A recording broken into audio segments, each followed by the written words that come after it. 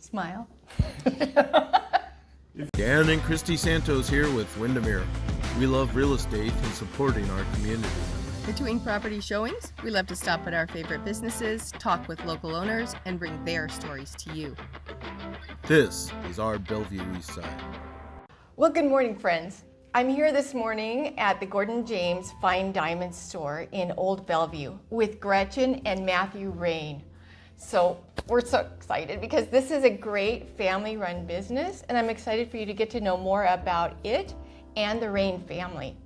Gretchen, can you start off just introduce yourself? Tell us a little bit about you. Hi, I'm Gretchen Raine. I'm one of the owners. This is my son Matthew.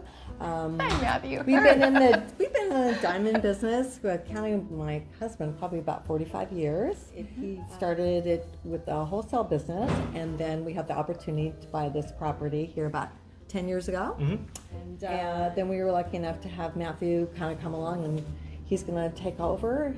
Yay! Yep. One of these days. Yeah, it's always nice when you have someone in the family that wants to do super. that. Yeah. And we're all graduate gemologists. My husband Gordon, myself, and Matthew. And Where so, did you graduate?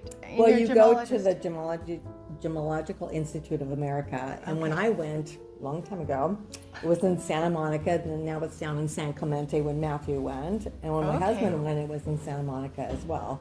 And you take a course in diamonds for grading, and you also take an identification course for colored stones.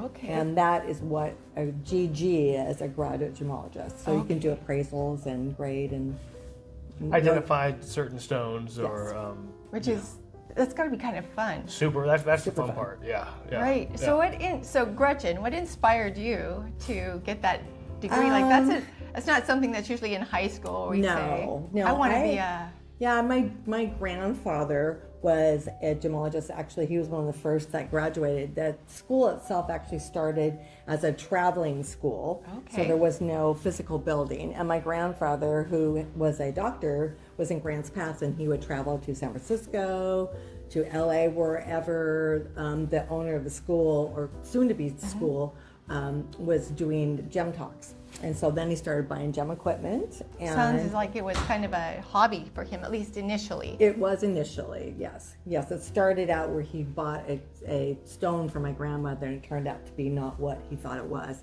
Well, that's And he was disappointing. very, very upset, and a kind of very smart man, and decided he was going to learn everything he could about gemstones so it didn't happen again. Right. And during that course of time, he fell in love with gemstones, and he was doing actually gem talks till his untimely death when he died when he was 53 in a car accident. But he was actually driving back from a gem talk at University of Oregon. So there's the background there. That's the background. And my grandmother had some beautiful fun jewelry, and as a child I played dress up. And then I also like to go, anytime we go to the ocean or the river, I was always bringing stones, rocks home, and my mom would say, "Can you just leave some?" It's a natural collector. Natural collector. So that's how I've always loved rocks and stones. Yeah. I love geology. When people go, "Oh, I didn't like that class in college," I loved it. Yeah, So, of course. there's a little because bit of my it's in the background. blood. Yes, It's in yes. your blood. Yes. Yeah. How about you, Matthew? Is it really in the blood? Kind of grew up in it. You know, I tell the story a lot, but I just assumed everybody's childhood home had 12 pairs of gem tweezers at it at all times and millimeter gauges. Turns out nobody's house has that. Loops for that matter, yeah. So those felt like a pretty natural fit, yeah, yeah. Uh-huh. And then the timing worked out really well when I graduated from college, and right when we bought the building. So yeah, it's been fun ever since. It sounds like a great journey. Yeah. In terms of like just raised up, gathering and collecting rocks. Absolutely. Rock collector. Yeah. I had a rock collector, so I understand the boxes and the tumblers or the whole the shebang. hardness. Yeah. You know how you like test a little bit for that, but my level ends at about 6th grade. That's more than my most limit. people, so that's fine. Yeah. Well, I'd love to know more about the founding then. So, Gretchen, for you and Gordon, when you founded Well, Gordon James. actually, we founded Gordon James, but my husband had a wholesale company for a long time. It still does exist, called Amcut Company. And he started in that business in his middle 20s, late 20s. Okay. After working a little bit in New York as well in the jewelry business. And did you guys know each other yet then? We were set up on a blind date by a gentleman that had an appraisal business down in Seattle. And it's even funnier because his mother was my mother's high school best friend. Okay. So it goes way back, and so we were set up, and that was that. And it worked out. It worked out. He asked me actually to get engaged 3 weeks after I met him, so kind of crazy story. And we got married in about 9 months after that. So. Well, I can understand it though, the common love Yes. of gems and rocks and Yes. just the direction that you were both going. It was Yeah, meant to be. So he was already working and wholesaling diamonds and traveling around. And then I had just graduated from the GIA, and then he actually founded another business down in Seattle, and I worked down there for a while.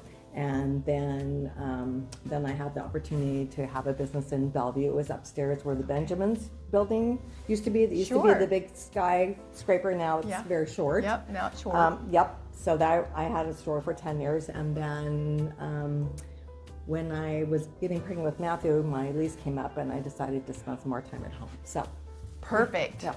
That was well rewarded. You Yeah. have a fine family. Yeah, and then I designed a little bit for Gordon as well when I was at home with the kids. So I was You're kinda also kept, a jewelry designer. yes, yeah. Right? So I kind of kept my little Really our head designer, I would say. Head designer. Yeah. Okay. Okay. Yeah. So, as a family-run business with multiple gemologists and designers in the family, how does that really set Gordon James Fine Diamonds apart from other jewelry stores in the area? Our approach to manufacturing is pretty unique.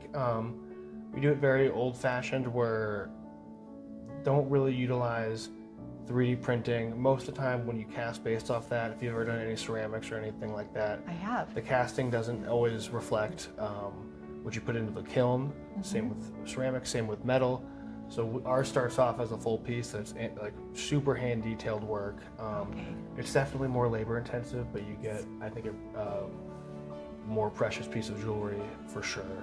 A lot more calibrated that way. When you So- say more labor intensive, are you speaking of like hand, like in the Yeah, hand? in the hand. It's detailed actual hand fabrication as opposed to just the hand setting, which is still hard work. It's just a less refined process, I would say, certainly. And we're a little bit different, where we are making and own most of the things in the store. The way the wholesale business works is, you create the pieces and then you give them to other stores on memo. Yeah. When the memo sells, that's when you get paid for it. So most stores don't own much of their inventory. We do, so we, I think, because of that, take more pride in what we're buying and are really particular.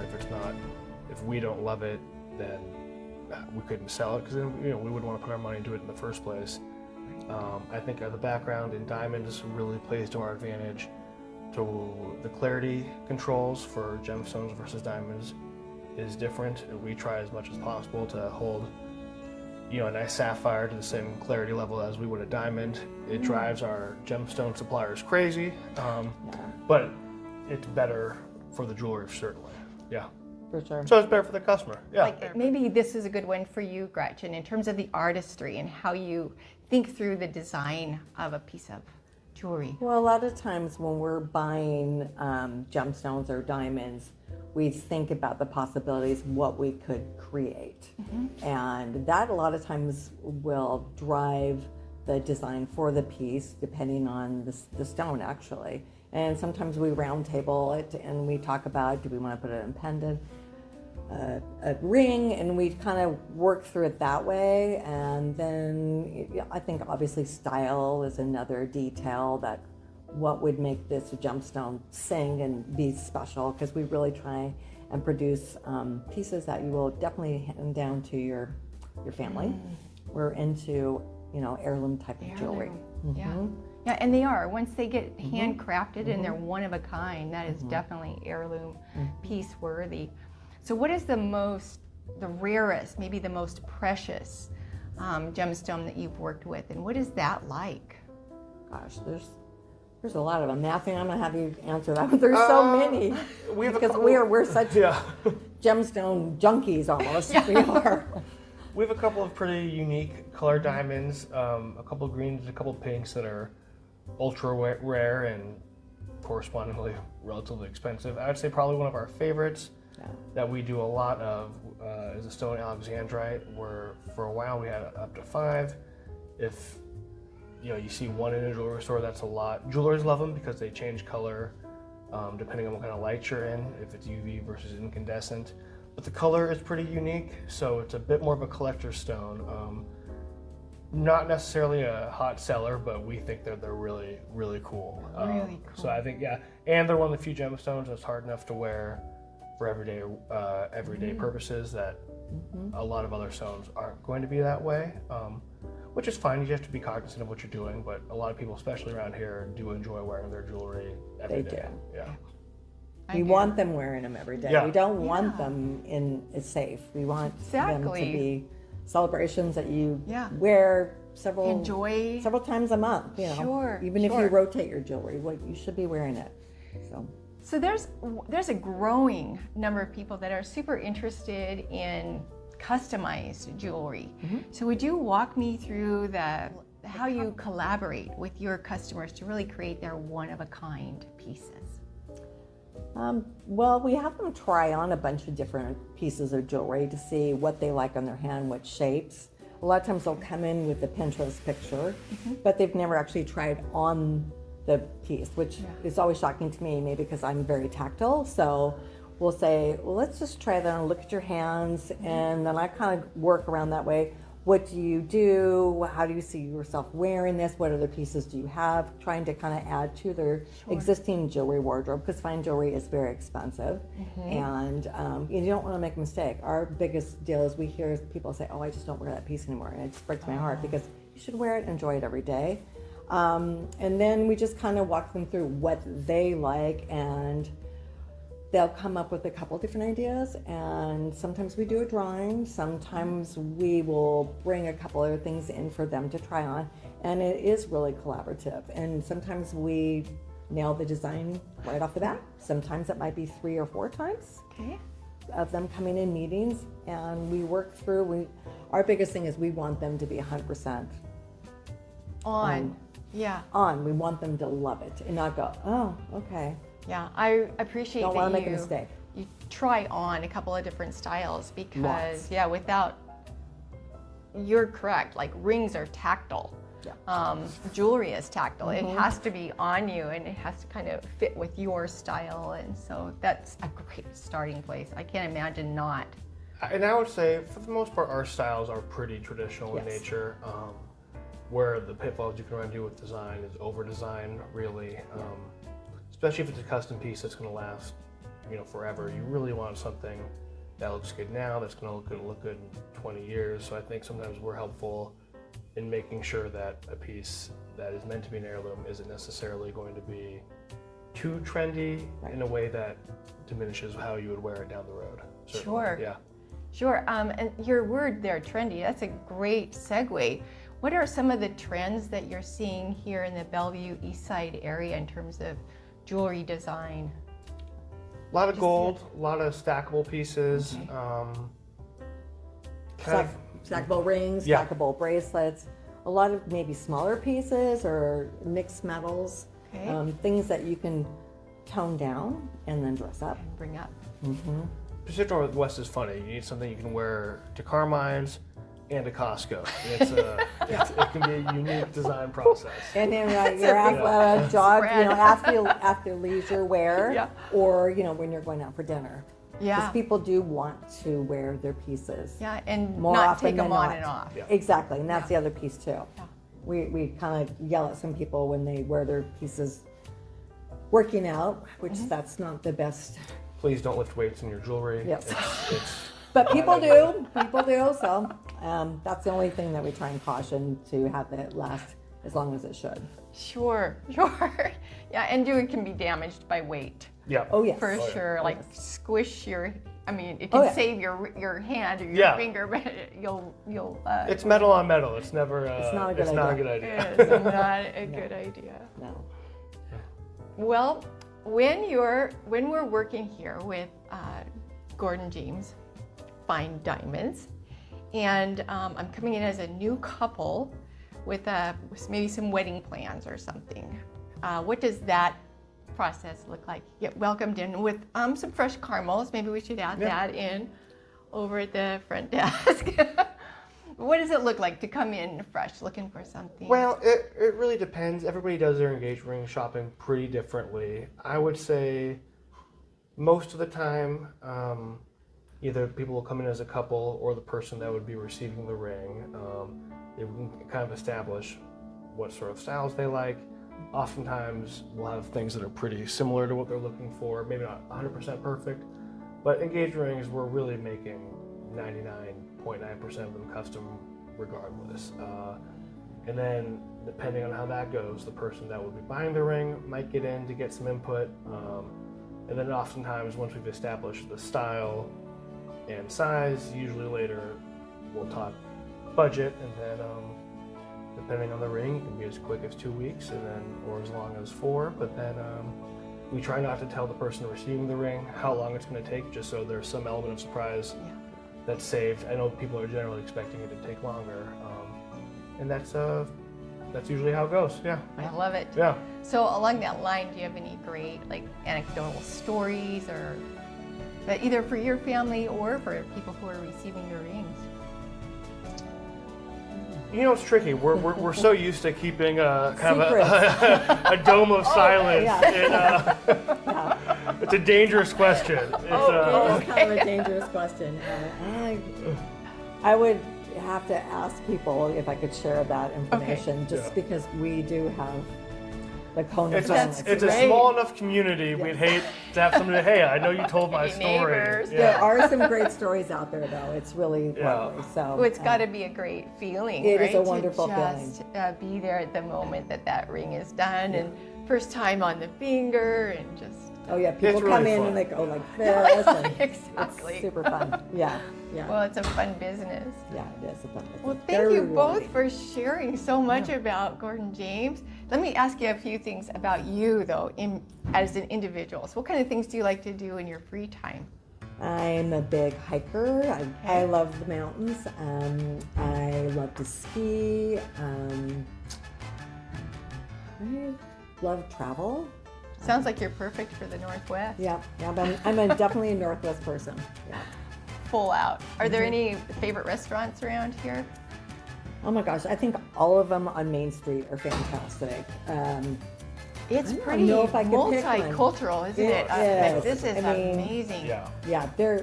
I actually couldn't pick one that I like. It just depends on your mood. If you feel like pizza, you can still in Mikado. If you feel like some wonderful upscale Mexican food, you can go to Adrian's, you go down to Carmen's-ford. Sure. Amazing Italian food. But you can't go bad. You Can't can't go go back. back. You No, can't go no. back. Can't do it. Yes, fern tie. I mean, it's just, I can't, no. There's so many. Monsoon. How about you, Matthew? What do you like to do in your free time? You know, it's not only our diamonds and gemstones genetic, but also hiking and skiing too. Really, Family so affair. happy. yeah, very cliche Pacific Northwest people, but I think that serves us well here. Yeah, It probably Got to be sincerely outside. yeah. You got to be outside. And our husband, my husband, not our husband, my husband is a fantastic golfer. So of you course. will see him out on the course even when it's freezing. As long as it's not raining, he's out there. So chasing those little white balls Yep. around. Yep. How about you, Matthew? Do you golf? Have you You followed know your what dad I there? do on the golf course? You probably shouldn't consider golf, but That would be me. but I go out there and have fun. But you go there and have fun. You need a hype man when you're playing golf. Yeah. Perfect. Yeah. Well, thank you both so much for sharing your time with us today, and your stories, and the marvelous part about Gordon James Fine Diamonds. And then for everyone else out there, remember that we are buying local, we're shopping local, and we are dining local, because that's where we support our neighbors at. So thank you so much for joining us today.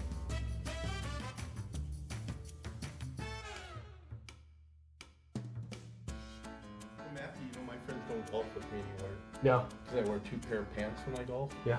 Just in case I get a hole in one. That's a bad. good one. That's not That's a bad. good one. Yeah. Does Gordon give you a lot of dad jokes?